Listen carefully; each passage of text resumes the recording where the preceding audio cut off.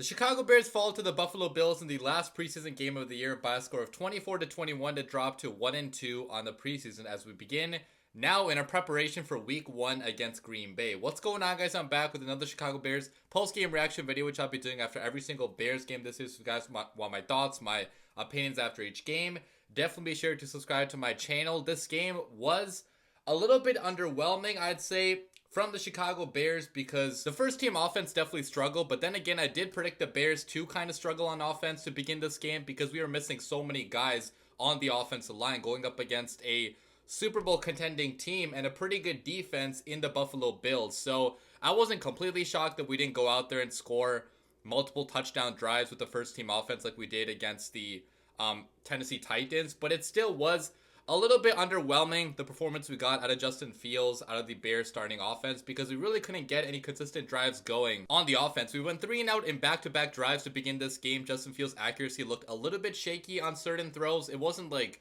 I'm not going to go out and say Justin Fields had a terrible performance because he only threw like 6 passes, so the sample size was way too small, but a couple of the balls were a little bit low or a little bit too inside when they should have been outside, so, you know, he can still improve in that regard, but there was a little bit confusion going on between the offensive line sometimes and the quarterback and the receivers. Like, it seemed like everybody was not on the same page to begin this game, which is expected because it's only preseason right now. They're trying to work out the kinks in this offense. So would have been nice to get them in here for a little bit more time to get that chemistry going, you know, shake off that rust. But they took Justin Fields out of here pretty fast because the offensive line had a crap ton of injuries. We were missing Darnell Wright, missing Nate Davis, missing Tevin Jenkins. Our center, Doug Kramer, also got injured in this game in a play in which Fields took a big hit from Ed Oliver. So after Fields took that hit from Ed Oliver, I think that was the final straw where the coaching staff was like, okay, he's getting hit way too much. We don't want to put him out there in a game that doesn't matter with such a bad offensive line, backup offensive line,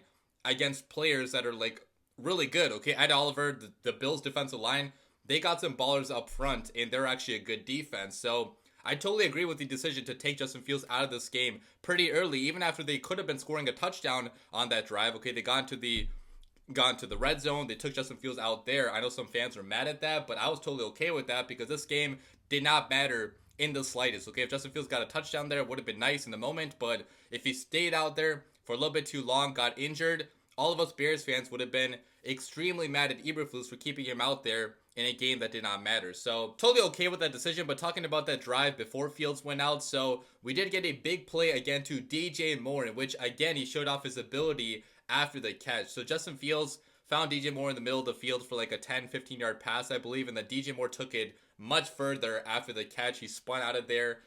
There's a lot of defenders there, but he spun out, got to the outside, went going for another like, I don't know, like 15-20 yards, and it ended up being a 40-yard play just because of how athletic, how agile DJ Moore is. That's why you get a guy like DJ Moore, and I'm so happy we have a guy like that on the offense. It's going to make our quarterback's job a lot easier because he has the ability to get free yards for his offense, for his quarterback. So fantastic play by DJ Moore there. We also had another third down conversion after that, in which it was a dump off to Deontay Foreman. Nice physical run by Foreman to get that first down. And then after that, Fields came out because he took that big hit from Ed Oliver. So again, not too much we saw out of the starting offense. We saw some bad plays like Khalil Herbert, you know, dropped the ball, and I don't know what to say about Herbert, man. I mean, I love how efficient this guy is as a runner, but if he cannot pass protect or pass catch, he cannot be on the field as an RB1. Okay, you need to have abilities besides just running if you want to be starting back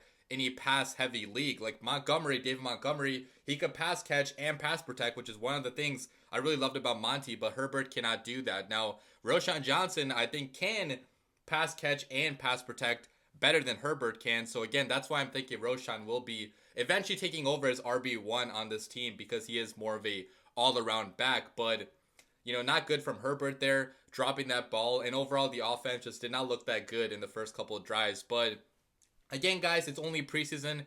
You know, we had guys on the offensive line out in this game, guys that will be back for week 1, most likely, like Tevin Jenkins probably will not be there, but Nate Davis and Darnell Wright are expected to be back for week 1, so we should have a 80% healthy offensive line for week 1, which should be hopefully a lot better than what we saw out there today, and hopefully Justin Fields and the offense can continue to work out these kinks in practice and be on the same page for week 1. But definitely not the best showing out of the starting offense. Talking about the starting defense then. First drive was bad. We had a couple bad penalties by Tyreek Stevenson in which he was getting a little bit too eager, a little bit too physical. That's the one thing about Tyreek Stevenson, the guy we selected in the draft this year. Like, his downside is going to be he's going to be a little bit too handsy, a little bit too physical at times, which is going to cause the Bears to get penalties. So he's going to have to clean that up. So we had some penalties on that drive. We allowed a bunch of third down conversions. We got them to third down pretty often, but every single time on third down, Josh Allen and the Bills did make a play. So they eventually get that touchdown there from Damian Harris. But after that, guys, the second drive did go a lot better because Tyreek Stevenson, the guy that just talked about having penalties, he came up with a big time interception in which he read the route perfectly. He basically, ran the route for the receiver and snatched the ball away from Gabriel Davis. And that is going to be the Tyreek Stevenson experience in 2023. He's going to have some plays in which you're going to have to live with him getting penalties, being a little bit too physical, getting some unnecessary roughness penalties probably, and just making some mistakes in coverage because he's a rookie that's still learning. But at the same time, you're also going to be getting plays like this in which he's snatching the ball away, being super physical, sticking to receivers, and, being a menace out there in coverage. So hopefully the good outweighs the bad. At the beginning, we're probably going to be getting a lot of bad because playing cornerback in this league is really damn tough, especially as a rookie. So not going to be perfect right away, but there's so many positives also to take away from his game. And if he's developed properly, he could be a damn good cornerback for the Chicago Bears, a true ball hawking type of cornerback. So, saw some good and bad out of Stevenson in this game. But talking about some guys that actually made their debut on defense with the Chicago Bears, both Tremaine Edmunds and Yannick Ngakoue played in this game. Yannick Ngakoue actually had a fantastic play against the run in which he got into the backfield. Also a good push by Justin Jones on that play, but Yannick finished that play up. So love to see that, especially for a guy that's not known for his run defense. Tremaine Edmunds also had a few tackles in this game at the beginning on that first drive. He didn't really do much after. I think he was actually taken out after the first couple snaps because I did not see him on the field after 3 or 4 defensive snaps. I could be wrong about that, but I do believe a lot of guys were taken out after just a few snaps playing in this game, which I don't exactly get. Like, why even start them in the first place? Why even have them why even suit them up? But, regardless, they're probably trying to just preserve them from injury risk. So didn't really play that much, both the Yannick and, Edmonds, but regardless, we saw a little bit of good stuff out of them as well. And overall, the rest of the defense, there's not too much to comment on the starting defense. Kyler Gordon almost had a play in which he got, inches away from getting his hands on the ball to get a critical stop, a critical pass deflection. He could not get it though, unfortunately. The pass rush really was not that crazy at the beginning, but I don't want to talk too much about it because the sample size was just way too small. Okay, most times in the game, you're not going to be talking this much about just one drive. You look at the entirety of the game, and they did not play that much in this game. So, overall starters, a little bit rusty definitely, but still some positive to take away. But talking about the backups in this game, I want to begin by talking about Tyson Bagent, the rookie quarterback, because he played a lot of snaps in this game. I mean, I think the Bears really do view him as a backup quarterback because why else would he be playing this many snaps? And, PJ Walker only got snaps at the very end. You would kind of think that if PJ Walker is the primary backup, he'd probably be getting more snaps right after Justin Fields because that's how it usually goes. But, Tyson Bagent, clearly the regime is high on him, and he's going to be making this roster, I feel like, as the QB2 or maybe QB3 at the very worst. And he had some big-time plays in this game as well, okay? He did not look as great as the last game, but he also was not helped out by Daniel Carlson dropping a wide-open deep touchdown, which would have really boosted Tyson Bagent's stats. Because the play after that, Tyson Bagent actually threw a pretty bad pick. So he really got unlucky with that. That pick should not have counted if Daniel Carlson catches a wide open pass. He also got unlucky with the offensive line, really allowing a lot of pressure throughout this game. The backup O-line was not good today at many times. So a lot of pressure coming his way. The backup receivers were not anything crazy either. Both Moore and Mooney went out after the starters came out. So did not have much to work with, but still, the way this kid maneuvers the pocket, man, it is pretty damn special. For a rookie quarterback especially, he's kind of like dancing around the pocket. He always knows where the pressure is coming from. He's almost always able to get rid of the ball, escape the pocket before he actually gets sacked. I mean, that's a really good trait to have in a quarterback because he could have been sacked a lot more than he actually got sacked in this game. He only got sacked 2 times if he did not have good pocket awareness. So definitely the best trait out of Bagent is his pocket awareness, his pocket mobility, and his ability to get the ball out quick to his receivers in space, which he definitely did try to do in this game. It did not always work because we didn't have the best playmakers out there for him, but Bagent still went 7 for 14 for 43 passing yards, 1 interception, a bad one, but there should have been a big touchdown too if his playmaker, Daniel Carlson, could just catch a wide open pass. So obviously, guys, don't go crazy with this. He was going up against backup, so don't say he should be QB1 because that's a dumb opinion, but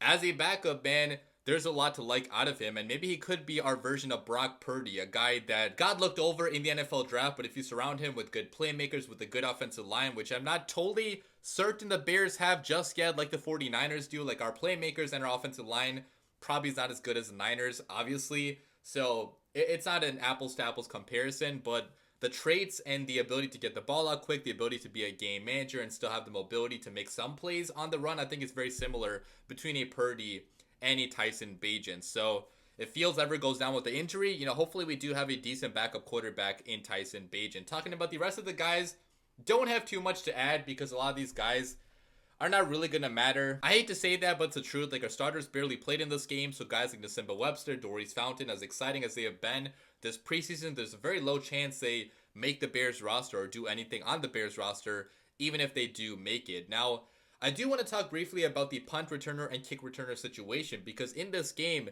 Tyler Scott, the rookie receiver, was the one taking out, I believe, both kicks and punts, and he actually had a very fantastic kickoff return in which he could have broken that one out for a big touchdown if he did not get, I think it was like a shoestring tackle at the very last second. So fantastic return there by Tyler Scott, and I wonder if this means that the Bears are ready to move on from Velus Jones. Now, Velus Jones maybe could have just been injured. I'm not sure why he did not play in this game. It could have just been an injury, but if Velus Jones was healthy and he got, basically benched for Tyler Scott, which again, I'm not trying to say is true. I'm not totally sure what Velus Jones' injury status is, but it does make Velus a little bit more expendable if Tyler Scott has the ability to return both kicks and punts, because we know that Velus, he has problems hanging on to the football even in year 2, and Tyler Scott is a lot younger too than Velus Jones. So personally, I do still feel like Velus will be sticking around. He will be on this roster. It probably could have just been an injury, which is why he was out today, but it does make him a little bit more expendable if Tyler Scott can do the job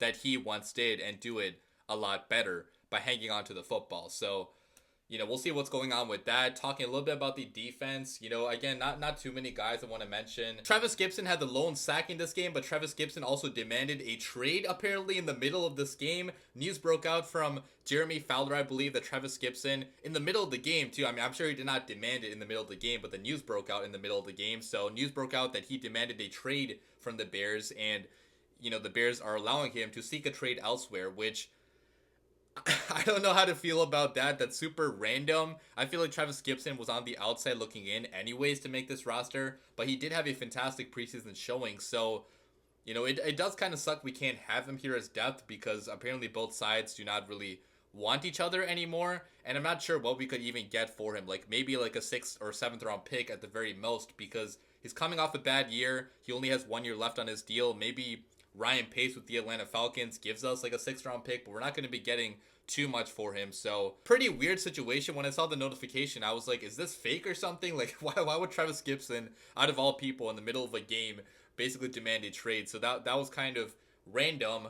Doesn't affect the Bears too much, I'd say, because at the very best he would be a backup edge for the Bears this year, and the Bears did add other guys like DeMarcus Walker, Yannick Ngakoue.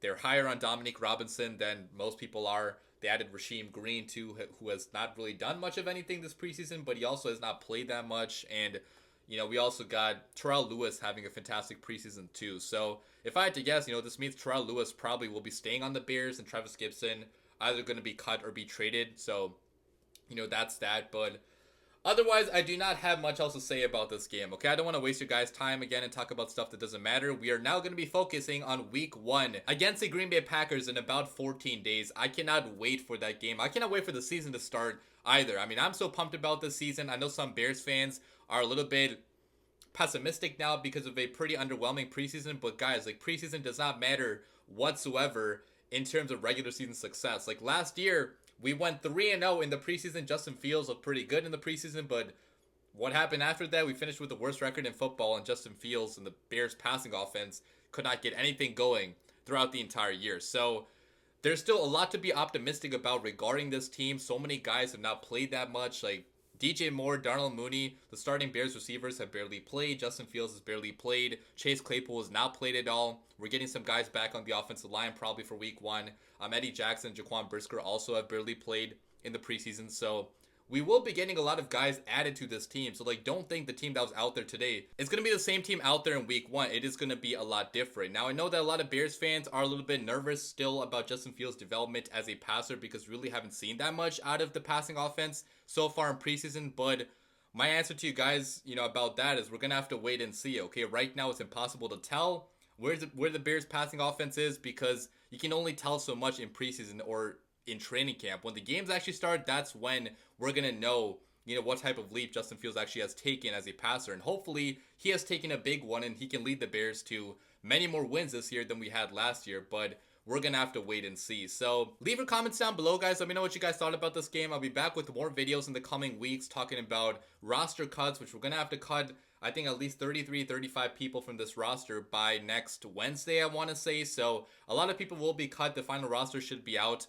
pretty soon. I also have to give you guys the hype video for this year, which I still have to cook up. I've been super busy, so I've been saving it kind of for the last second, but that hype video should be out definitely before week 1. I also have to make a week 1 preview video, for against the Green Bay Packers, talking about my prediction for that game. So a lot of content coming out, guys, very, very soon. Football is officially back. I'm so happy for this season. I hope you guys feel the same way and are optimistic about what the Bears can do this year because I still think it's going to be a pretty fun year, even if we're not going to be Super Bowl contenders. Leave your comments down below, guys. As always, bear down.